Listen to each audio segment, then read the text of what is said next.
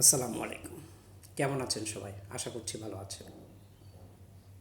আজকে এমন একটা গুরুত্বপূর্ণ বিষয় নিয়ে কথা বলবো, সেটি হচ্ছে পারিবারিক সংসদ, সুখী পরিবারের প্রথম এবং প্রধান পদক্ষেপ।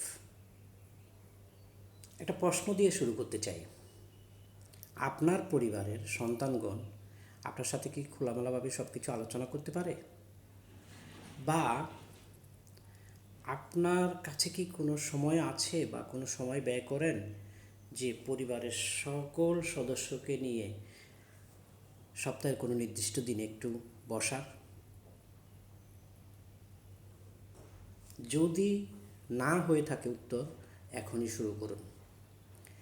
বর্তমানে আমরা অর্থ উপার্জনে, ক্যারিয়ার গঠনে বা সোশ্যাল মিডিয়ায় আমাদের ব্যস্ততম সময় কাটাই। একই ছাদের নিচে বসবাস করে, একই বাসায় থেকে, একই বাড়িতে থেকে আমরা একে অপরের সুখ দুঃখ জানি না। এতে করে আমাদের কি হচ্ছে? আমাদের মধ্যে দূরত্ব বাড়ছে।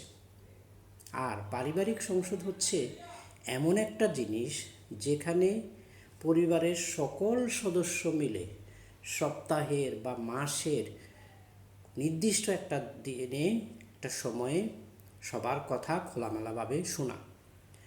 যেখানে একজন স্পিকার থাকবেন, বাই রোটেশনে চেঞ্জ হবেন। ধরেন আজকে যদি আমার বাবা সভাটা পরিচালনা করে, কালকে পরিবারের অন্য কোনো সদস্য বা এর পরের রাউন্ডে পরিবারের কোনো সদস্য শেয়ার করবেন। কি আলোচনা হতে পারে পারিবারিক সংসদে?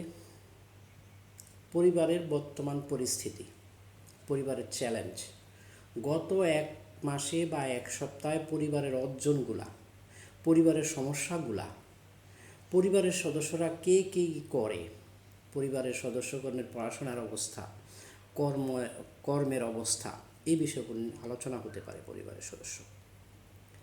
এখানে পরিবারের যিনি কর্তা ব্যক্তি আছেন, তিনি ডমিনেটিং ক্যারেক্টার হবেন না, অর্থাৎ তিনি সকল বিষয়ে নাক গলাবেন না। তিনি এই পারিবারিক সংসদের সবাইকে খোলামেলা কথা বলার সুযোগ করে দিতে হবে।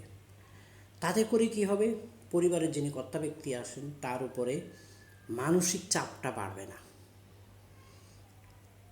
তিনি পরিবারের চ্যালেঞ্জগুলা বা আগামী এক মাসের পরিকল্পনাগুলা পরিবারের সদস্যদের মাঝে ভাগ করে দিতে পারবেন। এতে করে সবাই মিলে একটি সুখী সমৃদ্ধশীল পরিবার গঠন করা যাবে। আসুন আমরা